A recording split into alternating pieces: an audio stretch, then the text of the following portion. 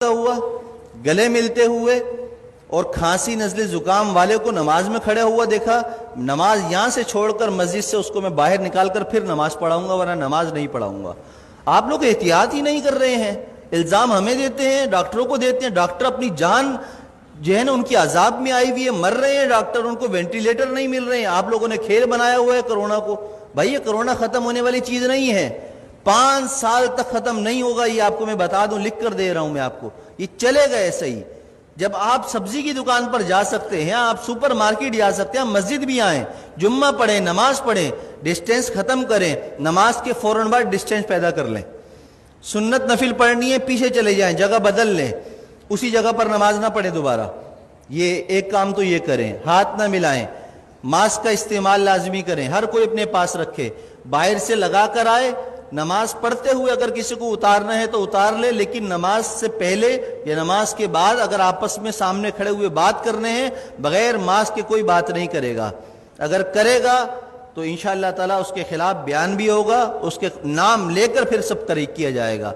इज्जत बहुत हो गई है, आप लोगों ने मुझे बेइज्जत कर करके तंग करके रख दिया है। अब नहीं, अब मैं आपको बेइज्जत नहीं करूंगा, अब मैं आपको सिखाऊंगा दीन पर अमल कैसे होता है और ये हुकूमती अहकामात पर अमल कैसे होता है, ये हमें भी आता है कराना। और अगर अब मेरे खिलाफ किसी नमाजी या किसी ने भी कोई दरख्वास्त या कोई ऐसी हरकत करने की कोशिश की तो मैंने वकील से बात कर ली है, पूरे खानदान को इंशाअल्लाह ताला उसकी नस्लों को तड़पाऊंगा, कानून भी इस्तेमाल करूंगा और वजीफे पढ़कर उसकी नस्ल के लिए बद्दुआएं भी करूंगा। इसलिए कि मैं बहुत तंग आ चुका हूं आप लोगों की इन हरकतों की वजह से।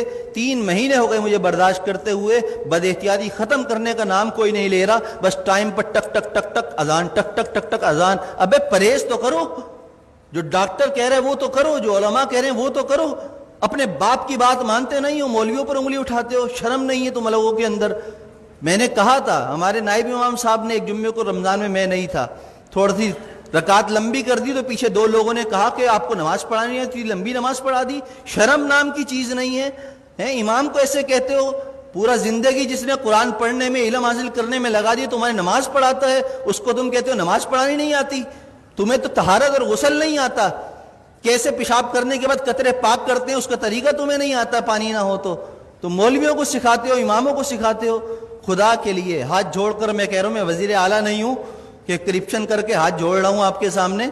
मैं इमाम हूं, मेरा किरदार आपके सामने है। 7 साल हो गए, मेरी सारी नमाजें, सब कुछ, किसी नमाज में अगर मैं नहीं हूं तो उसकी कोई ना कोई शरई उज़र होता है मेरे पास, लेकिन वो उज़र पेश करना मेरा आपके सामने नहीं है, मैं आपके सामने पेश करूं, अल्लाह के सामने पेश कर देता हूं। मेरा दिल साफ है, मुझे जरूरत नहीं है अपनी सफाइयां देने की, लेकिन एहतियात कीजिए, अमल कीजिए। जुम्मे की नमाज भी मिलकर खड़े होकर पढ़िए और फौरन जुदा हो जाइए, दूर खड़े होकर सुन्नतें पढ़िए। और असर की नमाज से मास्क का एहतमाम कीजिए, जेब में रख कर लाइए, पहन कर लाइए, बात करनी हो मास्क लगा कर पहनिए, मुझसे मसला पूछना हो 1 फीट दूर बैठकर मुझसे मसला पूछिए।